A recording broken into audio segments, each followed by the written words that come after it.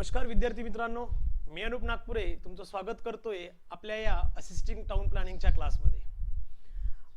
खरं तर आजचा जो व्हिडिओ आहे किंवा आसपासनं जी व्हिडिओ सिरीज चालू होत आहे ती खरंच इम्पॉर्टंट आहे आणि ही व्हिडिओ सिरीज ही तुमच्या डिमांडवर होती। बऱ्याचशा स्टुडंटची अशी डिमांड होती की 2018 चा जो क्वेश्चन पेपर आहे त्याला प्रॉपरली सॉल्व करून द्या किंवा त्या संदर्भात प्रॉपर बीट बाय बीट प्रत्येक एक क्वेश्चन घेऊन त्याचं प्रॉपर एक्सप्लेनेशन देऊन तुम्ही तो सॉल्व करून द्या, बरोबर। सो टेक्निकलचा जो पार्ट आहे म्हणजेच क्वेश्चन नंबर 26 ऑनवर्ड्स आपण काय करत आहोत की 26 to 100 हा पूर्ण जो पार्ट आहे हा पूर्ण मी तुम्हाला या व्हिडिओ सिरीज मध्ये सॉल्व करून देणार। म्हणजे डेली 5 ते 6 क्वेश्चन्स यामध्ये टाकल्या जातील, रोज प्रॉपर एक्सप्लेनेशन देऊन या संदर्भात त्यातला आन्सर का बरं तेच आहे हे तुमच्यापर्यंत पोहोचवल्या जाईल। त्यामुळे प्रॉपरली हे व्हिडिओ सिरीज लक्षात घ्या, प्रॉपरली या संदर्भात नोट्स कॅरीड आउट करा किंवा नोट्स काढून घ्या आणि पूर्ण जी व्हिडिओ सिरीज आहे 2018 चा जो की एनालिसिस आहे त्या पेपरचं ते प्रॉपर समजून घ्या। जर हे प्रॉपर समजलं तर लक्षात घ्या की तुम्ही एटीपी किती चांगल्या पद्धतीने देऊ शकता हे तुमच्या लक्षात येईल। सोबतच 2018 झाल्यानंतर आपण चालू करणार आहोत 2022 म्हणजे रिसेंट झालेला पेपर। त्याच सोबत आपण काही स्पेशल एमसीक्यूज आहे त्याची पण एक व्हिडिओ सिरीज चालू करणार आहोत फ्री ऑफ कॉस्ट आपल्या YouTube चॅनलवर। त्यामुळे YouTube चॅनल सोबत जुळून राहा, लिंकला फॉलो करा आणि प्रॉपर स्टडी करून किंवा प्रॉपर लक्ष देऊन या संदर्भात सगळ्या गोष्टी समजून घ्या। क्लियर? So let's see. बघा मित्रांनो, ऑलरेडी आपली जी असिस्टंट टाउन प्लॅनर 2024 ची बॅच आहे ती चालू झालेली आहे। त्या संदर्भात जे काही डिटेल्स आहेत तुम्ही जर का या नंबरवर कॉल केला तर तुम्हाला लक्षात येईल किंवा तुम्हाला सगळ्या गोष्टीची माहिती पोहोचवण्यात येईल।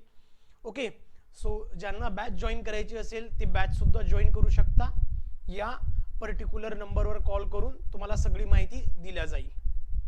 चला मग चालू करूया। पहिला क्वेश्चन जो होता 2018 चा जो पहिला क्वेश्चन आहे जो 26 पासून मित्रांनो आपण चालू करतोय, क्वेश्चन नंबर 26 पासून चालू करतोय। बघा पहिला जो क्वेश्चन आहे मित्रांनो 26 नंबरचा हा ऑलमोस्ट तुम्हाला बघायला मिळेल व्हॅल्युएशन वर, बरोबर आहे। सो हा व्हॅल्युएशन वर आहे। सो व्हॅल्युएशन मध्ये सुद्धा ही बेल्टिंग मेथड आहे मित्रांनो। काय आहे? Belting method. So Belting methods वर हा क्वेश्चन विचारला होता। ऑब्वियसली एक क्वेश्चन विचारला आहे म्हणजे त्याचे 2 मार्क्स तुम्हाला मिळायला पाहिजेत किंवा 2 मार्क्स तुम्हाला मिळतील। या संदर्भात जर का हा क्वेश्चन मिस केला, चुकला तर त्या कंडिशन मध्ये 2 मार्क्स तर जातीलच प्लस 1/4 म्हणजे 0.5 मार्क्स सुद्धा डिडक्ट होतील, बरोबर। त्यामुळे प्रॉपर लक्ष द्या, समजून घ्या। आता यामध्ये बघा की the plot having a greater depth and situated in a urban area is divided into 3 belts. काय आहे की एक प्लॉट आहे जो की 3 बेल्ट मध्ये डिवाइड केलाय। या अशा 3 बेल्ट मध्ये डिवाइड केलाय। सपोज हा फर्स्ट, हा सेकंड आणि हा थर्ड बेल्ट असेल। So 3 belts of valuation, the value per square metre of the portion of the plot in the second belt is ₹300। बघा सेकंड बेल्ट ची जी व्हॅल्यू दिली आहे ती दिली आहे ₹300 पर स्क्वेअर मीटर, बरोबर आहे। सेकंड बेल्ट साठी जी व्हॅल्यू दिली आहे ती दिली आहे ₹300। ओके, म्हणजे जर का विचार केला तर तुम्हाला लक्षात येईल की हा जो सेकंड बेल्ट आहे फक्त याच्यासाठी व्हॅल्यू दिली आहे।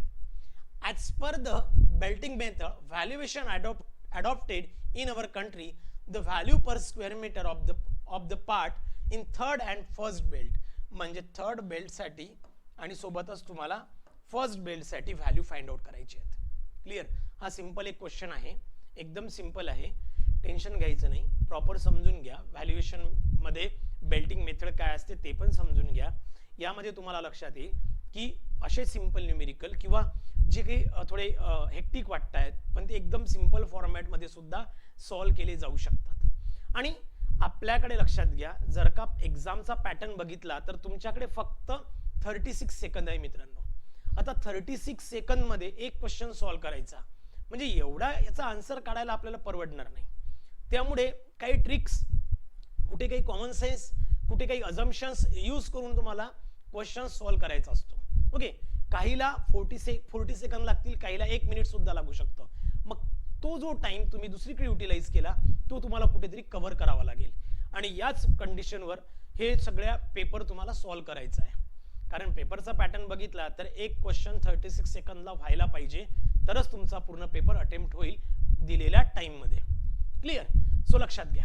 मग हा क्वेश्चन आहे, तर याचे जर का तुम्ही एमसीक्यू बघितले तर यामध्ये जे काही एमसीक्यूज दिलेले आहेत एकही एमसीक्यू कॉमन नाही आहे, सगळे डिफरंट आहेत. म्हणजे तुम्ही जर का यातल्या एका क्वेश्चनची आन्सर एक जरी व्हॅल्यू फाइंड आउट केली म्हणजे फर्स्ट किंवा थर्ड बेल्टची, तरीही तुम्हाला आन्सर मिळेल. क्लिअर? तर बघा काय म्हणतात. ही आहे मित्रांनो बेल्टिंग मेथड, ही आहे बेल्टिंग मेथड. बरोबर आहे? लास्ट लेक्चरमध्ये किंवा व्हॅल्युएशनच्या पार्टमध्ये आपण ऑलरेडी स्टडी केलेलं होतं, बट तरीही ही बेल्टिंग मेथड आहे. त्यांनी काय म्हटलंय, सेकंड बेल्टची व्हॅल्यू दिली आहे. म्हणजेच त्यांनी दिलाय V2 तुम्हाला दिलेला आहे मित्रांनो, V2 दिला आहे 300 रुपीज पर स्क्वेअर मीटर एवढी दिली आहे. बरोबर आहे? आणि काढायला विचारलंय त्यांनी V1, त्यांनी विचारलाय V1 आणि V3.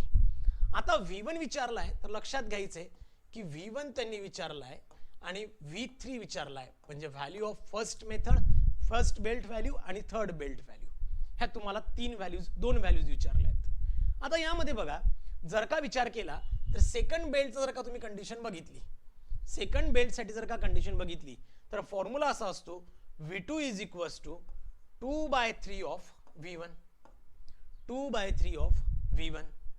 दॅट इज V2 चा जर का तुम्ही कंडिशन बघितली तर V2 is equals to 2/3 of V1, 2/3 of V1 ची व्हॅल्यू असते सेकंड बेल्ट साठी. सो यामध्ये जर का व्हॅल्यू पुट केली तर V2 ची व्हॅल्यू तुम्हाला माहित आहे, this is 300 is equals to 2/3 into V1. So हा होईल 900 divided by 2 is equals to V1. So V1 is equals to 450. म्हणजे तुम्हाला लक्षात घ्यायचंय इथे 450 कुठे दिसतोय, 450 कुठे दिसतोय. बरोबर आहे? सिमिलरली जसं तुम्ही V1 काढला, आपण आता आपल्याकडे टाइम आहे म्हणून मग मी प्रॉपर एक्सप्लेन करतोय. तिथे तुम्हाला एक व्हॅल्यू मिळाली सफिशियंट आहे, तुम्हाला माहिती आहे इथे 450 मिळाली, यामध्ये 450 कुठेही कॉमन नाहीये म्हणून हा ऑप्शन तुम्ही सिलेक्ट करू शकता.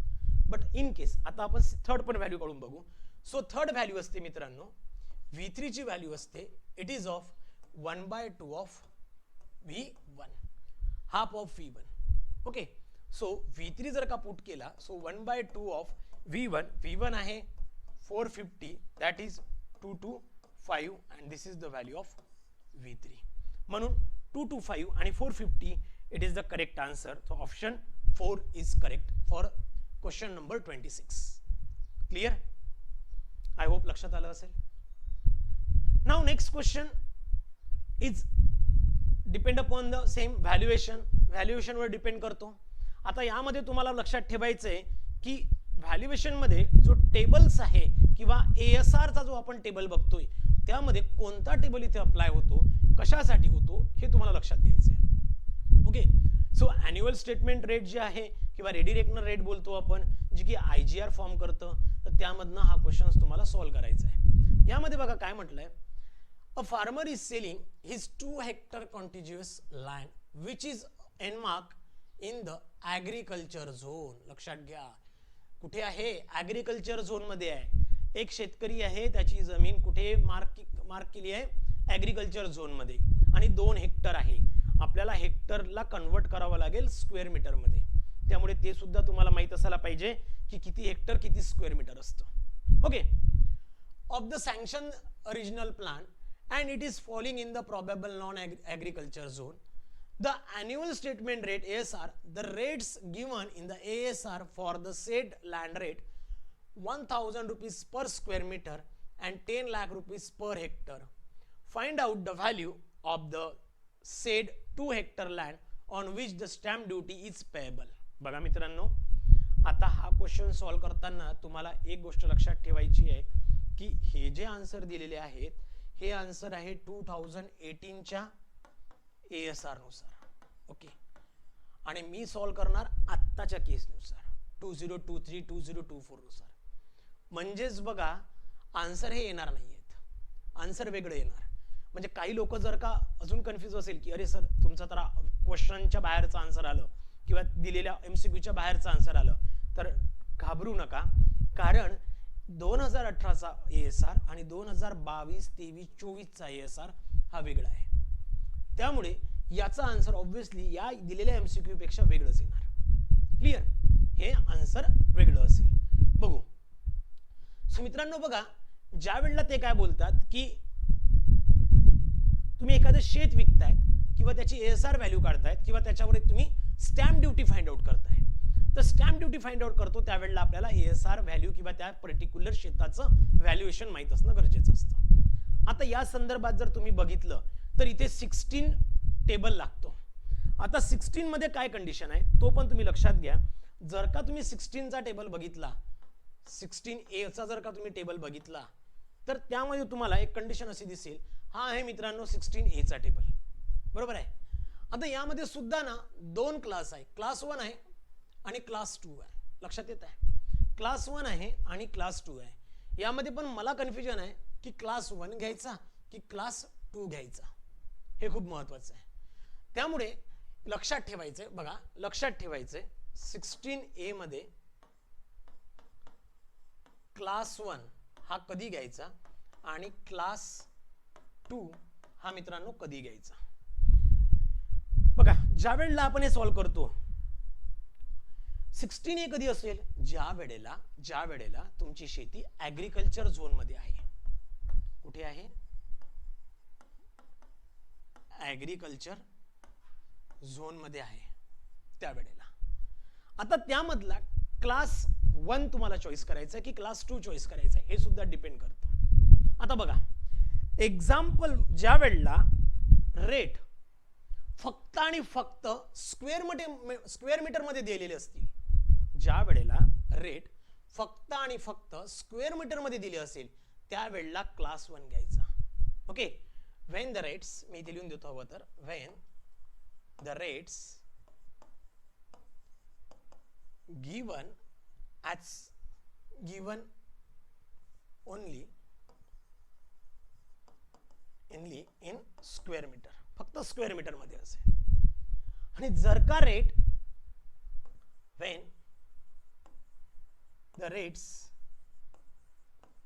given in square metre and hectare, आणि जर का रेट स्क्वेअर मीटर मध्ये किंवा हेक्टर मध्ये दिले असतील तर मग क्लास 2 यूज करायचा. काय यूज करायचा? क्लास 2. लक्षात घ्या.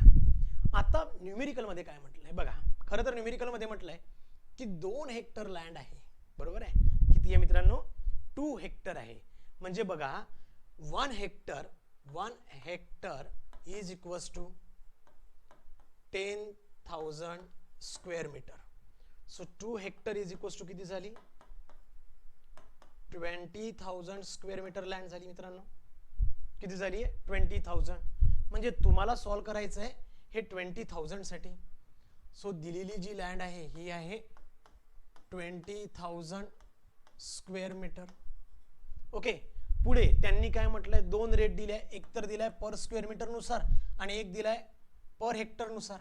म्हणजे दोन्हीही रेट दिलेले आहेत, बरोबर आहे. दोन्हीही फॉर्म मध्ये रेट दिले आहे. म्हणजे ऑब्व्हियसली तुम्ही कोणता यूज कराल? क्लास 2 यूज कराल. क्लास 2 यूज कराल. इथे काय म्हणतायत, जे टोटल 20,000 आहे, टोटल 20,000 स्क्वेअर मीटर आहे, त्यातला पहिल्या 500 साठी 100% रेट यूज करा. किती म्हणतायत? 100% रेट यूज करा. म्हणजे या 20 मधलं जर का मी 500 काढलं मल्टिप्लाइड बाय 100 स्क्वेअर मीटर मध्ये, कशात? स्क्वेअर मीटर मध्ये, तर स्क्वेअर मीटरचा रेट होता 1000. सो मल्टिप्लाइड बाय 1000 होणार. लक्षात आलं? 500 मल्टिप्लाइड बाय 1000. 1000 का बरं केलं? कारण की यांनी काय म्हटलं, प्रति चौरस मीटर दराने, प्रति चौरस मीटर स्क्वेअर मीटरने, आणि 100% रेट घ्या. 100% म्हणजे किती झाले? 1000 चे 1000च होणार.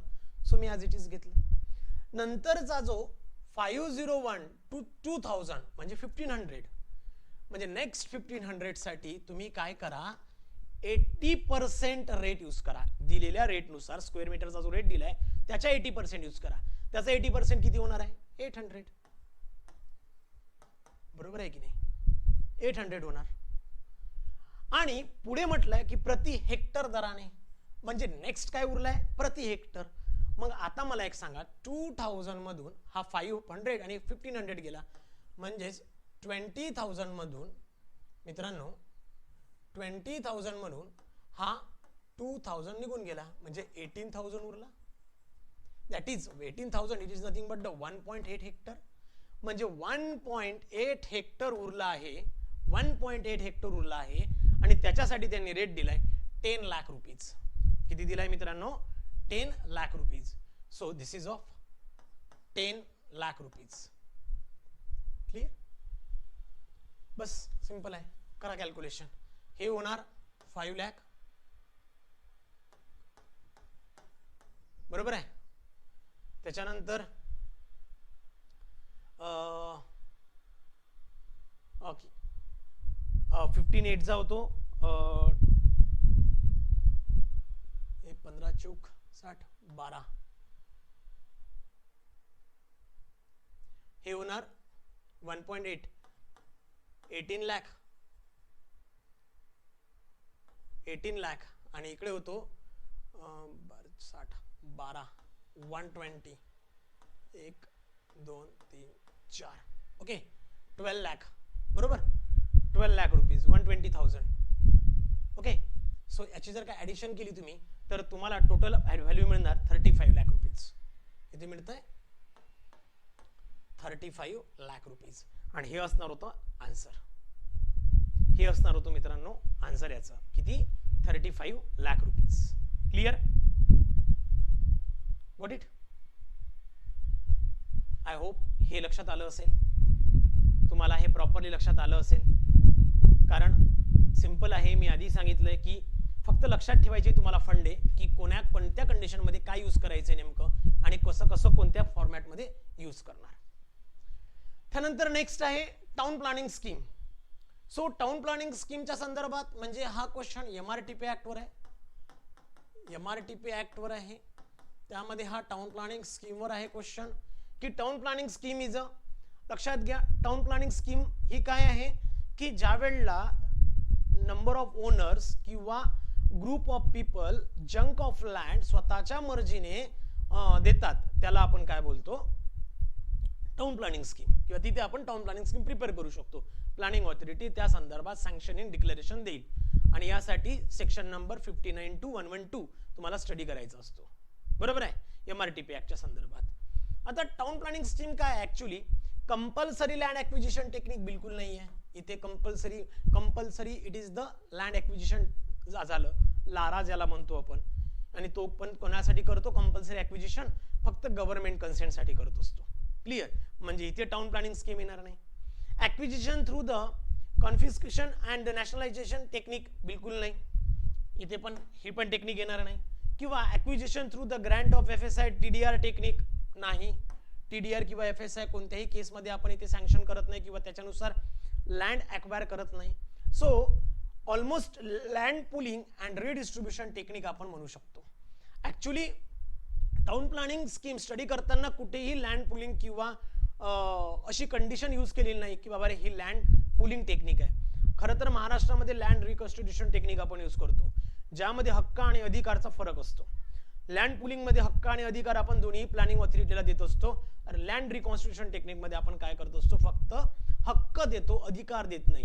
म्हणजे ज्याला आपण 7/12 सर्टिफिकेट वर जे भोगवटदार नाव असतं ते लँड पुलिंग टेक्निक मध्ये आपण बदलवतो, तिथे प्लॅनिंग ऑथॉरिटीचं नाव येणार. पण लँड रिकॉन्स्टिट्यूशन टेक्निक मध्ये काय होतं की फक्त आपण प्लॅनिंग ऑथॉरिटीला आपले पॉवर देतो, अधिकार हक्क देतो, अधिकार देत नाही. दॅट इज जो काही 7/12 सर्टिफिकेट आहे त्यावर तुमचंच नाव असणार, फक्त आपण आपले पॉवर किंवा हक्क त्यांना देतोय, ते आपल्या जागेवर फक्त आपला हक्क वापरतात, अधिकार वापरत नाही. So this is the land pulling technique and it is the general common sense वाला क्वेश्चन होता. हा काही तुम्हाला MRTP ऍक्ट मध्ये कुठेही सापडणार नाही. ओके, हा मी असं म्हणणार नाही की 100% परफेक्ट आहे, but near to the perfect असं म्हणेल. Clear. So option 2 is correct. 28 ला ऑप्शन 2 हा करेक्ट आहे. त्यानंतर मित्रांनो परांजपे कमिटी जो आहे हा आउट ऑफ सिलेबस क्वेश्चन आहे. परांजपे कमिटी ही काढून टाकली आहे आत्ताच्या केसमध्ये, त्यामुळे हा क्वेश्चन बघण्यात काही इंटरेस्ट नाही आहे किंवा कोणी करू पण नका. परांजपे कमिटी तशी आउट ऑफ पार्ट आहे, आउट ऑफ सिलेबस आहे, त्यामुळे याच्यावर काय फोकस करायचा नाही आहे. Clear. Next 30. Fill in the blank by choosing the correct option. बघा काय म्हणतात. No appeal against the assessment of development charges. Development charges म्हटलं की लक्षात ठेवायचं एकतर MRTP ऍक्ट मध्ये 124A च्या ऑनवर्ड्स जर तुम्ही बघितलं तर this is for the development charges. Okay, त्याच्यामुळे तो क्वेश्चन त्याच्या रिलेटेड असणार. Shall be entertain unless percent of amount claim in the notice of assessment from the appellant together with the amount of interest if any due thereon has been deposited by him in the office of the authority. बघा ज्या वेळेला तुम्हाला एखादी appeal किंवा काहीतरी एखादं objection घ्यायचं असेल त्यासाठी तुम्हाला तुमच्या प्रॉपर्टीची 100% किती पूर्ण जो काही डेव्हलपमेंट चार्जेस असेल तो 100% डेव्हलपमेंट चार्जेस तुम्ही पेड केला असला पाहिजे, त्यानंतरच तुम्हाला अपील करता येतं किंवा एखादं ऑब्जेक्शन घेता येईल. म्हणजेच काय इथे जर विचार केला मित्रांनो तर तुम्हाला इथे 100% हे ऑप्शन येणार. आणि यासाठी जर का तुम्ही MRTP ऍक्ट 1966 च्या अंतर्गत जर का तुम्ही 124 सेक्शन नंबर 124 जर का तुम्ही स्टडी केला तर तुम्हाला याचा आन्सर मिळून जाईल की जर का तुम्ही 100% किंवा सिमिलरली याचं आन्सर तुम्हाला UDCPR च्या फॉर्मॅट मध्ये सुद्धा मिळतं की बाबा रे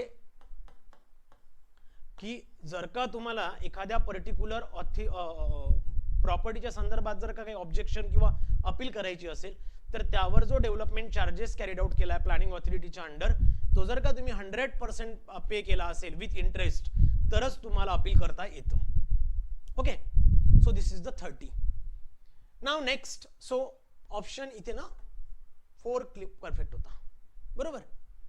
नेक्स्ट मित्रांनो 31.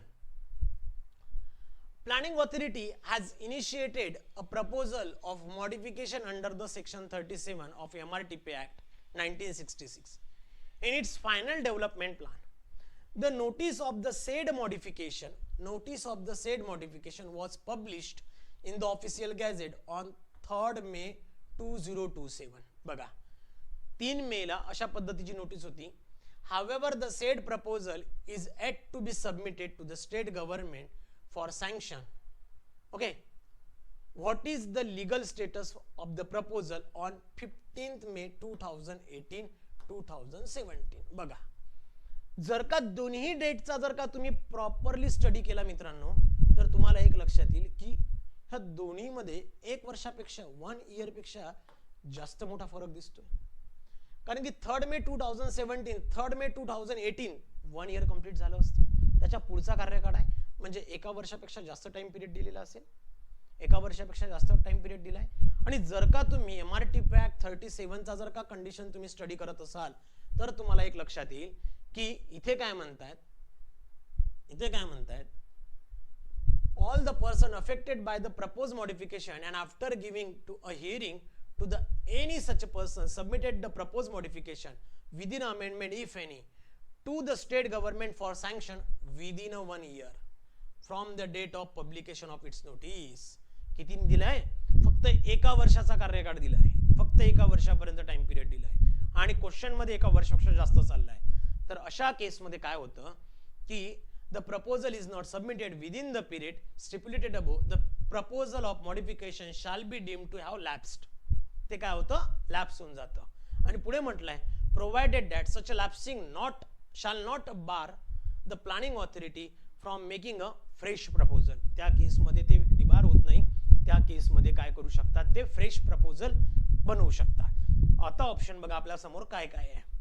Planning authority can never initiate the said proposal in the future since it is lapsed. चुकीचं आहे, बनवू शकत नाही असं. सॉरी, हे आहे. Planning authority can submit it and government can decide it on merit. बिलकुल नाही, मिनिटवर कधीच डिसाईड होणार नाही टाइम पिरियडच्या केसमध्ये. नेक्स्ट, हा पण चुकीचा आहे. Planning authority can make a fresh proposal through it has lapsed. बरोबर आहे. जर का लॅप्स होत असेल तर फ्रेश प्रपोजल करू शकतात. थर्ड बरोबर आहे, पण फोर्थ पण वाचून घ्या. Planning authority can request government for allowing the extension for time submission of proposal and if allowed can submit it. Already फक्त प्रपोजल, फ्रेश प्रपोजल केलं जाऊ शकतं, एक्सटेन्शन मिळत नाही. त्यामुळे ऑप्शन 3 इज करेक्ट. जर का तुम्ही MRT ऍक्ट सेक्शन नंबर 37 बघत असाल तर त्यामध्ये तुम्हाला क्लिअर होऊन जाईल. क्लिअर? आय होप 31 क्लिअर आहे. Now next is the 32. काय म्हणतात? A planning authority is preparing the draft development plan. Draft development for the area newly added into its jurisdiction for which there exists a sanctioned regional plan. बघा, there is a sanctioned regional plan. Draft development plan बनवत आहे आणि तिथं sanction regional plan आहे. In such a circumstances, if the planning authority intends to modify the alignment of a regional plan road, तर त्या केसमध्ये काय कराल? बघा, लक्षात घ्या काय म्हणतात. सगळ्यात महत्वाचं आहे की हा एकतर आहे काय. लक्षात घ्या, एक गोष्ट लक्षात घ्यायची आहे. जर का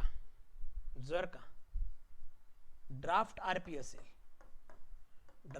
असेल आणि प्रोव्हिजन डीपीचं असेल तर त्या केसमध्ये प्लॅनिंग ऑथॉरिटी आरपीबीला कन्व्हिन्स करतं किंवा आरपीबीला कॉन्टॅक्ट करेल. बट इन केस जर का तो सँक्शन किंवा फायनल रिजनल प्लान असेल तर आरपीबी तर डिझॉल्व झालेली आहे. फायनल रिजनल प्लान मध्ये आरपीबी डिझॉल्व झाली आहे. त्या केसमध्ये प्लॅनिंग ऑथॉरिटी काय करणार? कोणाला भेटणार? स्टेट गव्हर्नमेंटला. लक्षात ठेवायचं, कोणाला? स्टेट गव्हर्नमेंटला. Okay, so let's see. बघा ऑप्शन्स काय काय आहेत. It can not do so and it is required to follow the provision of regional plan scrupulously. It can do so with the approval of the state government. It can do so. बाबा sanction आहे, sanction regional plan आहे, यालाच आपण final regional plan म्हणणार. आणि जर का final regional plan असेल तर याचा अर्थ काय असतो की आरपीबी डिझॉल्व झालेली आहे, आरपीबी नाही आहे. ओके, आरपीबीचं काम संपलं आहे. त्या केसमध्ये फक्त रिजनल प्लान फोर्स मध्ये आहे. मग त्या संदर्भात जर का डीपीचं प्रोव्हिजन असेल किंवा डीपी प्रिपेअर करताना जर का आरपीचं प्रोव्हिजन असेल आणि त्यामध्ये जर काही कंडिशन असेल तर त्या केसमध्ये it can do so with the approval of the state government. नंतर it can do so with the concurrence of the regional planning board. आता हा तर नसूच शकते, कारण काय तर सँक्शन झाला आहे तर आरपीबी नाही आहे, रिजनल प्लॅनिंग बोर्ड डिझॉल्व झालेला आहे. So it can do so with the approval of the district collector. आणि लक्षात ठेवायचं, आरपी मध्ये कधीच डिस्ट्रिक्ट कलेक्टरचं कुठेही काम येत नाही. आरपीबी मध्ये कुठेही तुम्हाला डिस्ट्रिक्ट कलेक्टरचं काम बघायला मिळालं नाही. बघा काय म्हणतात. In case of draft regional plan with the concurrence of the regional board. जर का तो ड्राफ्ट रिजनल प्लान असेल तर कोणासोबत कॉन्करन्स करा? रिजनल प्लॅनिंग बोर्ड सोबत. But in the case of final regional plan किंवा sanction regional plan with the approval of state government. म्हणजेच ऑप्शन 2 इज करेक्ट. जर का तुम्ही सेक्शन नंबर 27 जर का बघितलं मित्रांनो, तुम्हाला तिथे लक्षात येईल की ही कंडिशन दिलेली आहे आणि as per the section number 27 तुम्ही यामधनं गो थ्रू करू शकता. क्लिअर? म्हणजे बघा इथपर्यंत क्लिअर झालंय, सगळे क्वेश्चन परफेक्ट होते. किंवा तुम्ही यामधनं पुन्हा एकदा हवं तर गो थ्रू करा, व्हिडिओ रिपीट बघा किंवा हे बघताना सगळ्या एटीपीच्या ज्या नोट्स आहेत त्या बाजूला ठेवा. त्या संदर्भात जर का नोट्स काही काढायचे असेल तर त्या नोट्स सुद्धा तुम्ही काढू शकता. ओके, तर मग आजच्यासाठी थांबूया. भेटूया आपण आपल्या उद्याच्या लेक्चरमध्ये. Thank you so much. Have a great time. Have a great day. Thank you guys.